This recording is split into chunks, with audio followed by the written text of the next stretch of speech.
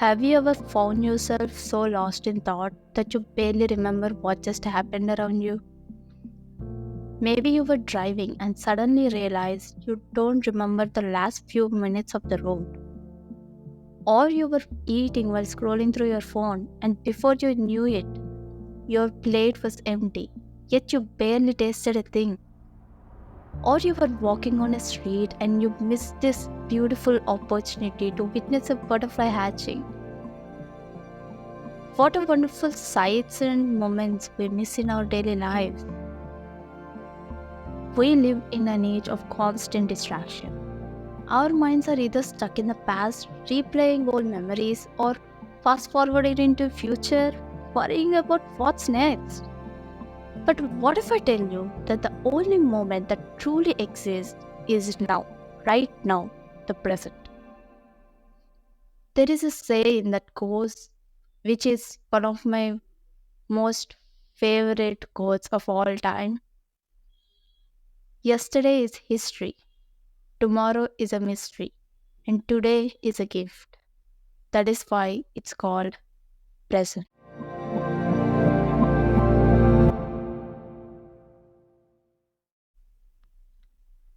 Welcome to another episode of Metanoia Talks. I'm your host Eklavya Sri, and today we are diving into the philosophy of mindfulness, being present in every moment, exploring its roots, science, and how you can practice it in daily life.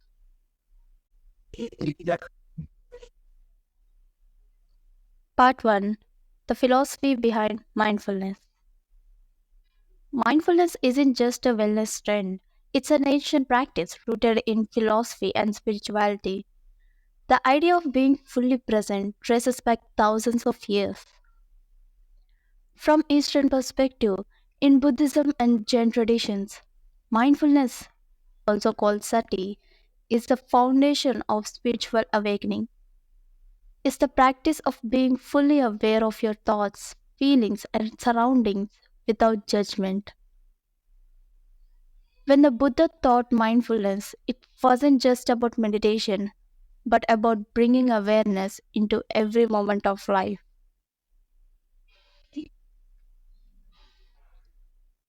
From Western perspective, the Stoics like Marcus Aurelius and Epictetus spoke about something similar. They believed in focusing only on what we can control, the present moment. Epictetus once said, "Man is disturbed not by things, but by the view he takes on them." In other words, our sufferings often comes from our inability to stay present and accept things as they are. Fast forward to today, and mindfulness is a key part of psychology and therapy. Techniques like mindfulness based stress reduction and cognitive behavioral theory use mindfulness to help people manage stress, anxiety, and even depression. So, mindfulness is more than a spiritual practice. It's a way of living, thinking, and seeing the world clearly.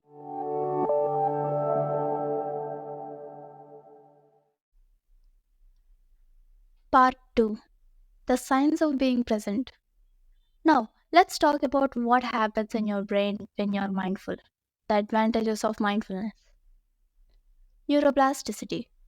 Your brain physically changes when you practice mindfulness. Studies shows that meditation strengthens the prefrontal cortex, the part responsible for focus and decision making, while reducing activity in the amygdala, the fear and stress center. Stress reduction. Mindfulness lowers cortisol, the stress hormone, helping you feel calmer and more in control. Improved focus and emotional balance.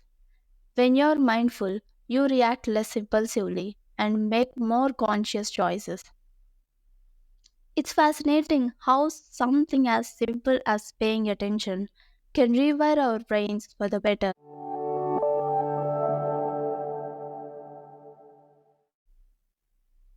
Coming to my favorite part of the session, part 3, practical ways to cultivate mindfulness.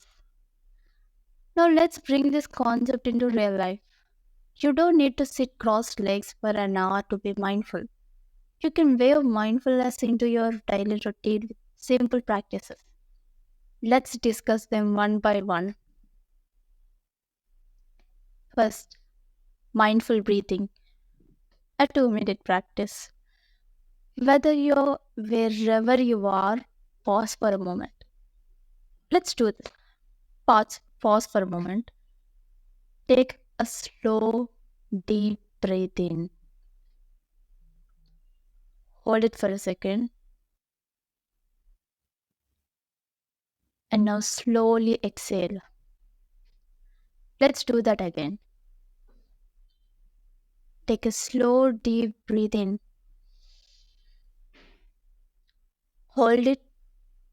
1, 2, 3, 4. Breathe out. Hold. 1, 2, 3, 4. Release. This mindfulness is in its simplest form. You don't need anything, just your breath. Anytime you feel overwhelmed, return to your breath. It's your anchor to the present moment. I do this mindful breathing technique like all the time, like mostly 5 to 6 times a day, or whenever I feel overwhelmed, I would do this for 2 minutes and I would be all set right, less stress, and I'll be more calmer and I'll be more clear and set for the work I'm about to do.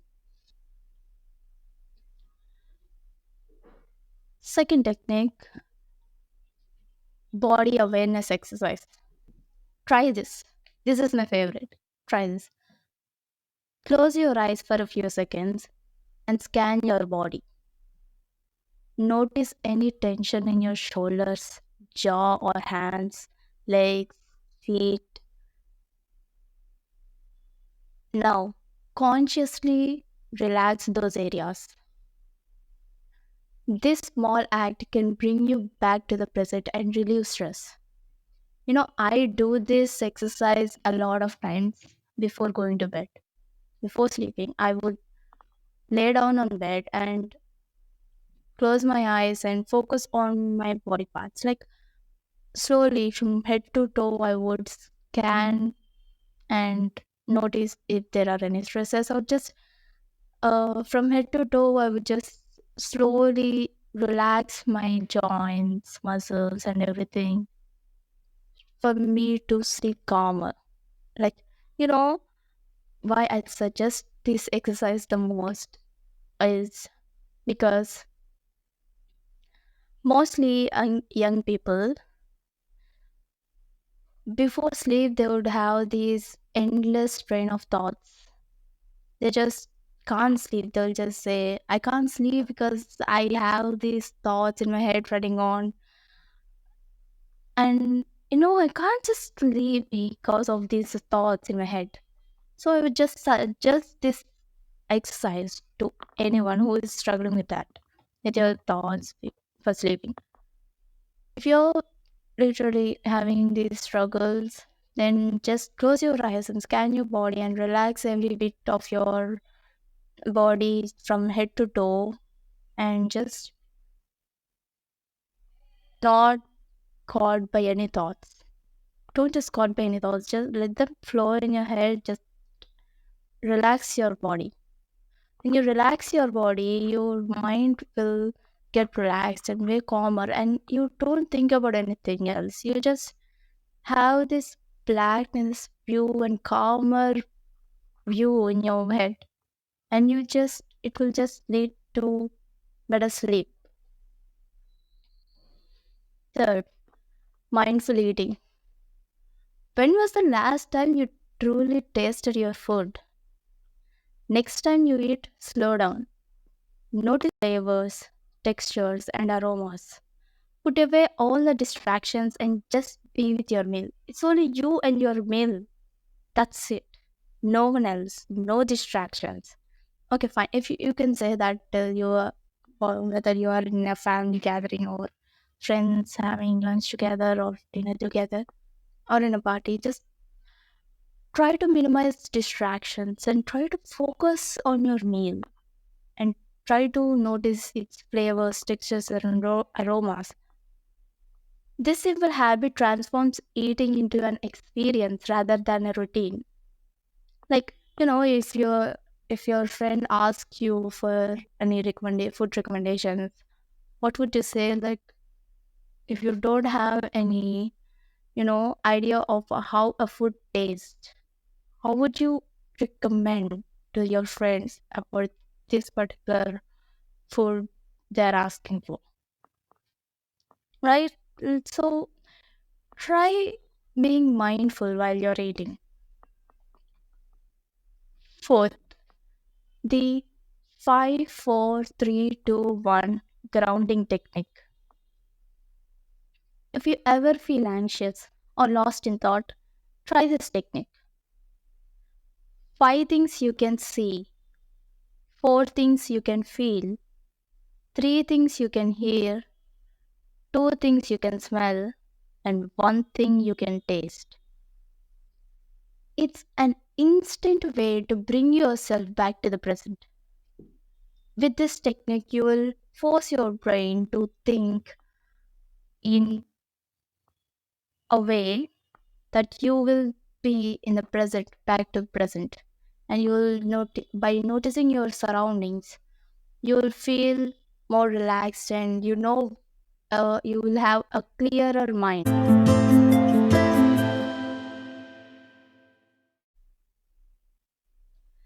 Part 4, Challenges and Misconceptions. Now, let's address some common myths about mindfulness. I hear some people would say that they don't have time for mindfulness. Like, you don't need an hour. You can be mindful in small moments while brushing your teeth, drinking water, or walking, eating food, etc. You can be mindfulness in minute moments. You don't need to set time for that. You can be mindful while you're working. Mindfulness means stopping by thoughts. No, mindfulness isn't about having an empty mind. It's about noticing your thoughts without getting caught in them. It's like you should not pay attention to your thoughts. For example, let's imagine you're working on something, you're working on a thesis, and then you have this thought, what's for dinner? Then let's imagine that when you got that thought in your head, you got distracted and started to work on that thought. You take off your phone and see for any restaurants or food recommendations and etc. Or you do some grocery or think what you would be having for dinner. But notice that you left your work for that thought. Would that be worthy? Think about that. Next time you have some thoughts, you just mindfulness says that if you have any thoughts, just let them flow. Don't pay any attention to them. Your thoughts will come and go. You just need to be selective with your thoughts. With the same example, if you're working on something, focus on that. If you have this thought like, what's for dinner? Okay, you know that you need to decide your dinner menu, right? So you just note it down in a paper or just leave it for later. You just say, I'll think about it later after completing my work. Simple. Mindfulness is only for monks and yogis. Nope. It's for everyone. From busy professionals to students to parents. Anyone can practice it anywhere. You don't need hours or you don't need to master in it. You just need to be present. That's it. And the key here is to start small and be consistent. Just try to be mindfulness in small moments in your daily routine and see how fantastic it will change your whole entire life.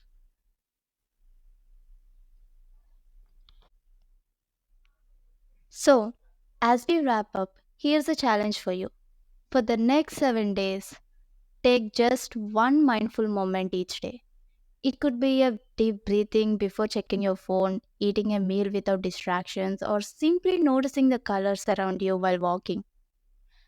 And I would love to hear how it goes. Share your experience with me on Instagram or drop a message. If you found this episode valuable, make sure to subscribe and share it with someone who needs to hear this. And stay tuned for the next episode where we'll dive into how ego shapes our reality. Until then, stay present, stay aware, and keep evolving. Thank you for being here.